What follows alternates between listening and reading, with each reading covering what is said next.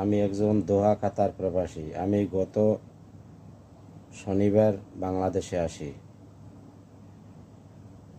District হয়েছে বরিশাল, উপজেলা বাকেরগঞ্জ, 10 নং গাড়ির ইউনিয়ন, গ্রাম ভান্ডারিকাঠি, কুদেরাট। এখানে আমার স্বাস্থ্য ভাই জুমার নামাজের দিন আমি আমার পিছনে কিছু জমি আছে, ওখান থেকে মাটি কাটবো। সে অন্য পুষ্কুনি দিয়া পানি এনে আমার জমি ক্ষেত পুরা পানি দিয়ে ভরাই ফেলাইছে। মাটি কাটার কোনো নাই, কোনো লাইন নেই। এইটা বাধা দিতে যাইয়া আমাকে অতর্কিত হামলা করে 6-7 জনে। তারা কারা কারা হামলা করে শোনেন।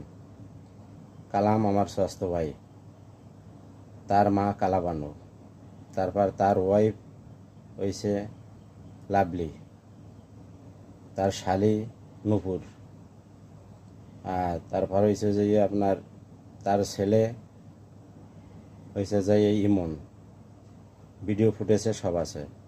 তারপর পারুল তার বোন, আর আপনার 6-7 জনের লোক অতর্কিত হামলা করে, ভিডিও ফুটেজে সব আছে। এই আমি মুখে বললেও বিশ্বাস নাও করতারেন, আপনার ভিডিও ফুটেজ দিকে আপনারা সব বিশ্বাস করবেন। এই অতর্কিত হামলা করে আমাকে এই বাড়ি থেকে উৎখাত করার জন্য এই সব ঘটনা করছে। তারপর এই যে আমার স্বাস্থ্য ভাই ওয়ারিশ সার্টিফিকেটটা বানাইছে ডুপ্লিকেট একটা, আমার চাচারে দিয়া, ছোট শিশুকালে মারা গেছে এর একজনের নাম ঢুকাইয়া তারপর ওয়ারিশ সার্টিফিকেট বানাইছে, তারা ভাগ বেশি খাওয়ার জন্য। এই বিভিন্ন সমস্যার জন্য এই অতর্কিতভাবে হামলা করে। আর আমার কাছে 10 লক্ষ টাকা চাঁদা চায়। আর ও বাইরে বাইরে খালি হিরোইন শিখায়। আর বিবাহ করছে একটা, ওই বরিশাল থেকে মেয়ে একটা বিবাহ করছে, মেয়ে একটা বাইর করিয়ে নিয়ে আসছে, সেই মেয়েকে আবার বিবাহ করে। এই ফ্যামিলিটা পুরা কাঁচরা ফ্যামিলি। এখন এদের আইনগত যদি ব্যবস্থা না করতে পারি তাহলে এখানে শান্তিতে আর থাকা যাবে না।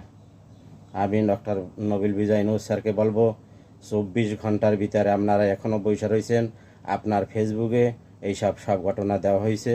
24 ঘন্টার ভিতরে এখনও পর্যন্ত কেউরে গ্রেপ্তার করতে দেখি নাই। যে প্রকার 999-এ ফোন দিছি তাও কোনো সহায়তা পাই নাই।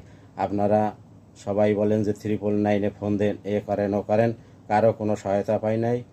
কোনো সরকারি লোক থেকে কোনো সহায়তা পাই নাই এখন পর্যন্ত। আমি বলবো